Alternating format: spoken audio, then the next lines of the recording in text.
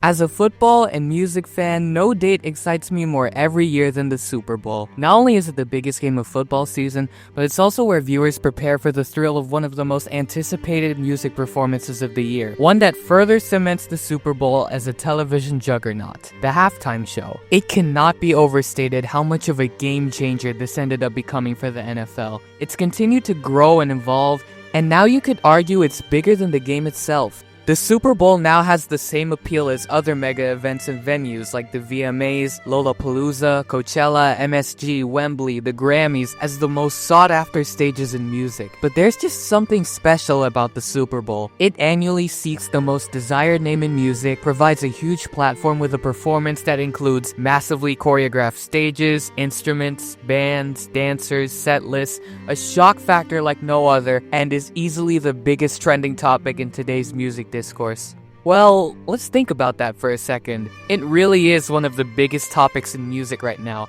but something feels different. Big debates online, culture wars, hidden messages, ideologies. Why are people so upset? Has it always been this divisive? When did the halftime show become more than what it seemed? And above all, is all this change actually a good thing?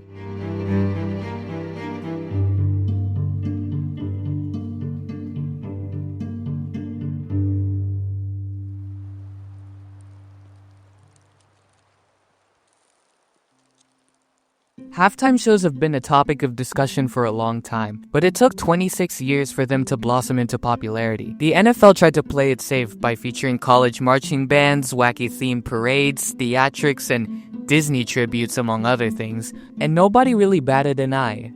Until Michael Jackson came along, the king of pop became the standard bearer for what halftime shows would come to be. Of course, everyone remembers Billie Jean, the moonwalk, and the crowd just being in awe of the history they were witnessing. However, what sticks out the most for me is how it ended, with the Rose Bowl bonding together for the children of Mother Nature. 1 year after the '92 LA riots, local children from that area, along with one of the most beautiful crowd stunts I've ever seen, all came together with MJ to sing "We Are the World" and "Heal the World."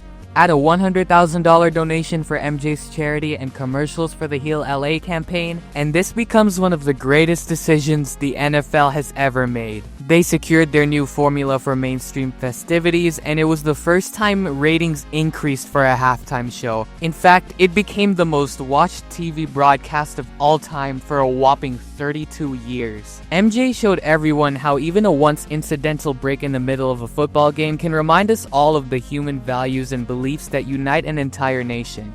Though, sometimes you wonder if we overthink it.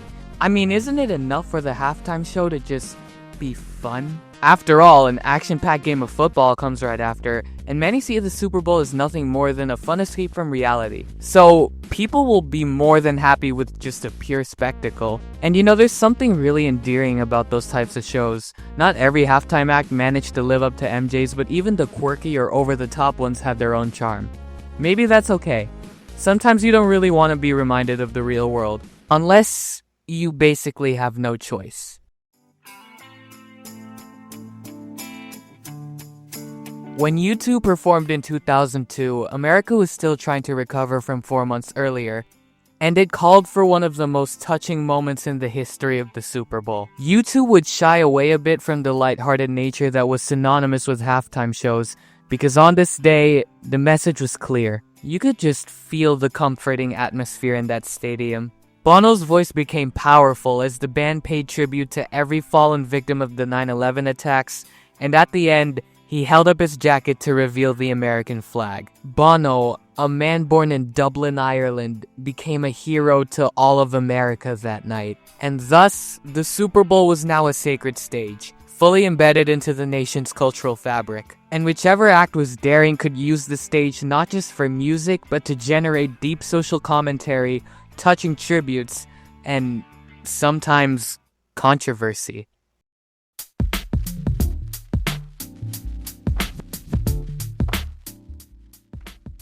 Super Bowl 38, which featured a lineup of Nelly, okay, we're not gonna talk about that, and Kid Rock. More on him later, but some may not remember that Kid Rock actually performed at this halftime show. and he got in major trouble for slicing a hole through the American flag and wearing it as a poncho on stage. And in case you didn't know, using the flag as clothing is breaking the flag code. So it's no secret war veterans were mad about it. And this is 2 years after 9/11, keep in mind. So of course people were gonna be sensitive about this. But ultimately, this isn't all that important, because it would get way worse. What causes more controversy than a wardrobe malfunction? The NFL, MTV, and CBS received enormous backlash from this, and even though the mistake wasn't fully her fault, most of the blame and ridicule landed squarely on Janet. Rumors even swirled that the moment was staged to distract from the ongoing Iraq War.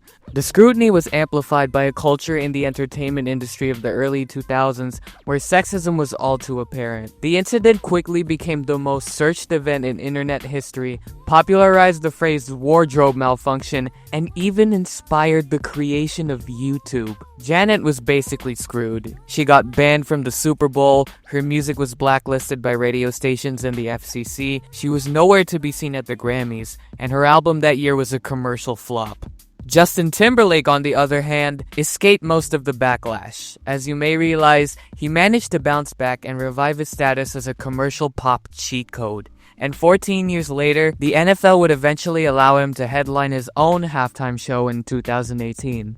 Thankfully, as our social awareness has grown since the tabloid-driven 2000s, this incident is now seen as a textbook case of misogyny and double standards in the entertainment industry. It's a story that draws similarities to that of Britney Spears, once two pop superstars, whose treatment by the media just shows how harshly women, and even women of color, were judged in this period of time. Super Bowl 38 became the defining event of 2000s media culture, and it helped shape pop cultural coverage to become more viral, controversial, and sensitive.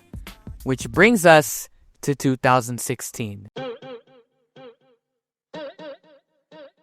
With the rise of smartphones and platforms like Twitter, Instagram, YouTube, and Facebook, public discourse moved to the confines of the internet, and that played a huge role in making Super Bowl 50 such a big event. That halftime show is still widely beloved to this day, though it also sparked a brief controversy at the time, with Beyonce and Coldplay being at the forefront of the heat. You see, it didn't take long for fans to realize how Coldplay were easily overshadowed by two of the biggest megastars in music at the time. They were supposed to be a heartwarming dose of joy and a flashy trend-setting surprise, but their biggest haters saw them as out of place. And then remember the Believe in Love card stunt? Yeah, it turns out you don't do that in such a socially overwhelming time like 2016. Rainbow symbolism being interpreted as gay propaganda was not going to prompt positive reactions from conservatives. If you were around the internet at this time, you should know that talking about the LGBTQ+ community was more of a minefield than it is today somehow. Beyonce got criticized for playing the song Formation, which was a pro-Black Lives Matter song, at a time when America was still feeling the effects of that particular protest movement. To put it simply, there were two sides to the coin. Black Lives Matter is about the awakening and denial of police brutality and racism. Others frame it as the denial of police enforcement altogether, which I never really understood. I saw the core message as simply that blacks deserve as much police protection as whites. The ones who frame it as anti-police are probably denying accountability for the over 1,000 police killings of that time. We're talking about a song that celebrates black history and identity. The music video and the Black Panther Party fits of all the dancers were meant to symbolize social justice, not necessarily anti-police, but regardless, a portion of the media and even the mayor of New York City saw it as a complete slap in the face. Right-wingers and police unions called for boycotts of Beyonce's use of black power, and some even planned to head to the NFL headquarters for an anti-Beyonce rally, and that did not go well. So yes, 2016 was the first apparent halftime show to be deeply judged amid the rise of modern political internet wars. Nowadays, it's safe to say that it's aged well. It doesn't get a lot of hate, and it's praised for being a genuinely top-tier, historic performance. However, that doesn't mean things would get better. Welcome to the part of the video you've probably been waiting for the most. 2016 would only be a glimpse of the incoming political train wrecks of a decade later, all thanks to two of the most polarizing halftime shows in recent memory.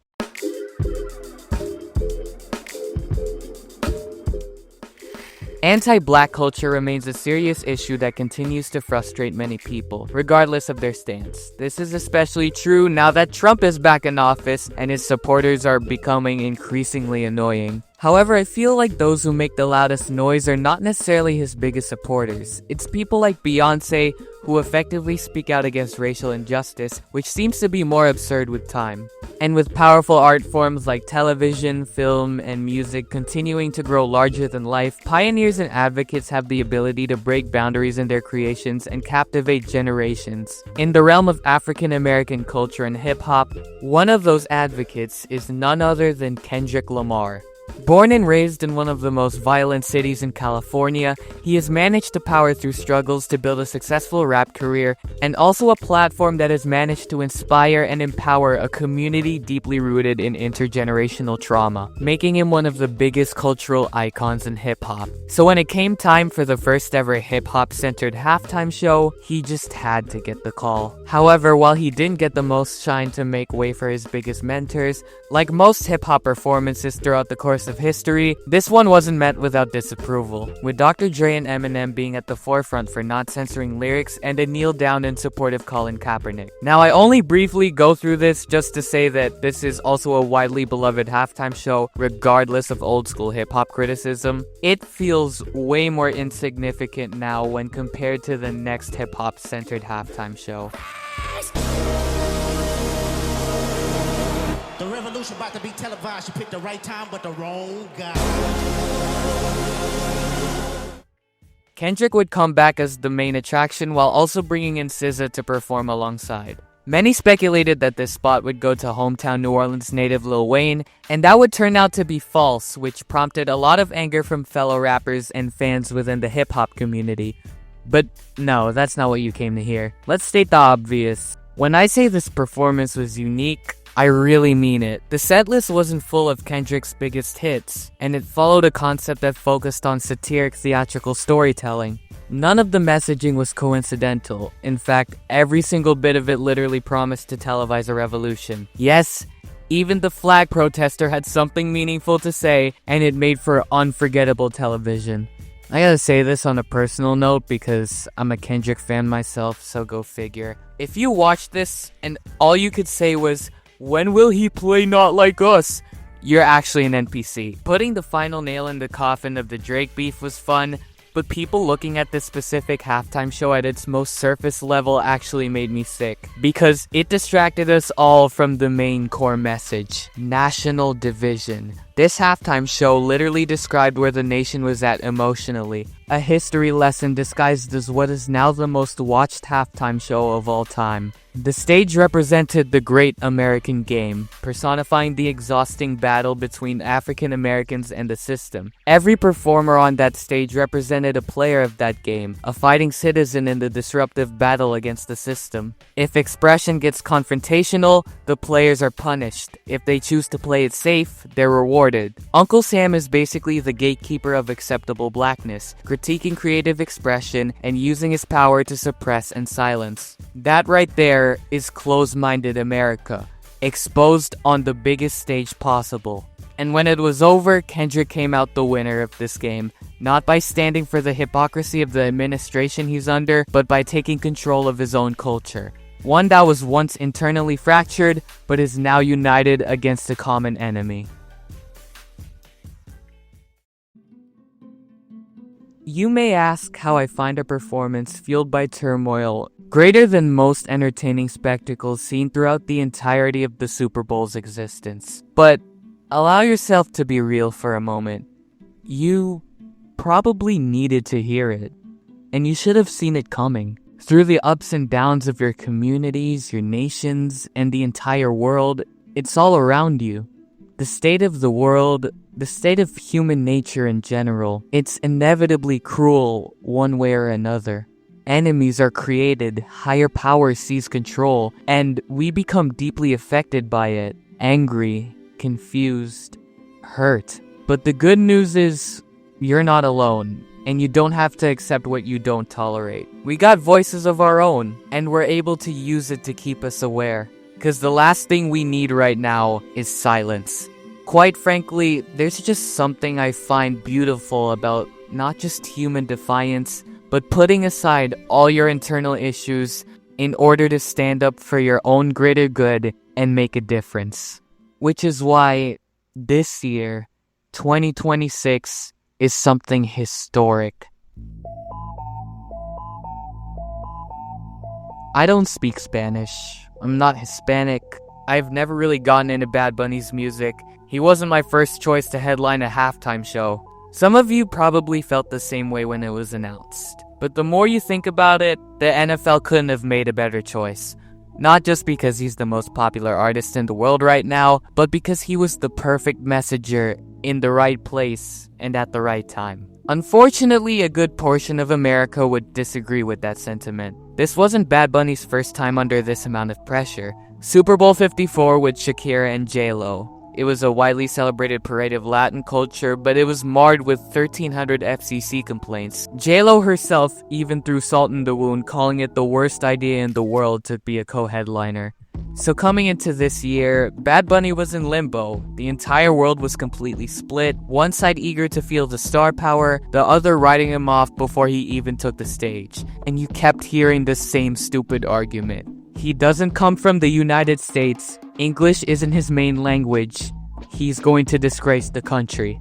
And you just knew who it would come from. Trump, right-wingers, conservatives, etc. They wouldn't give him a chance. They would have rather created their own halftime show with Kid Rock headlining in order to cope with their own misery. God. You want to guess how that went?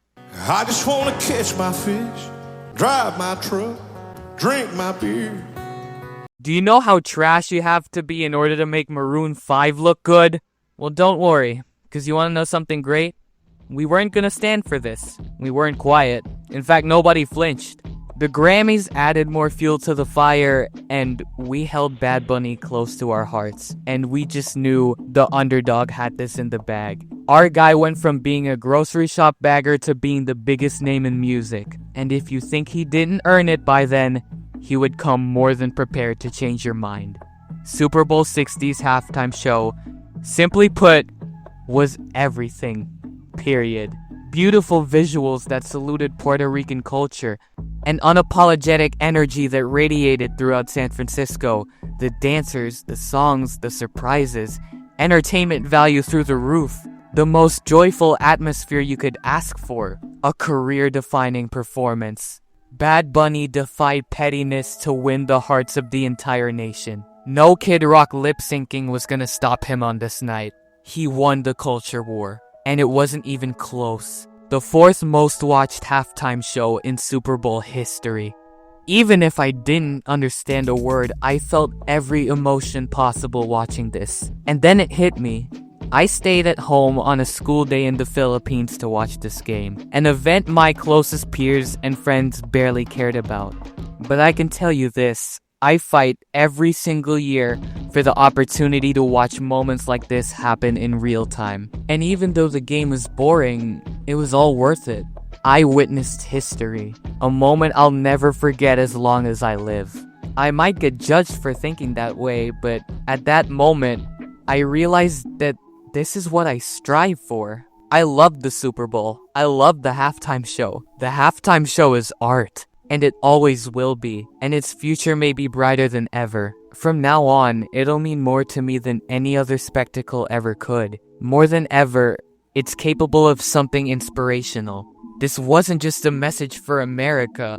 It could mean something to the entire world. It felt so human. It felt so sincere. The spirit of perseverance, the will to inspire and unite, to be the beacon of light in total chaos. This is who Bad Bunny is. This is who we are. Through exploitation, disrespect, doubt, through every single bit of danger, war, violence, propaganda, detainment, riots, discrimination, resentment. One mantra is all you need to tell the whole story. The hate get more powerful with more hate. The only thing that is more powerful than hate is love.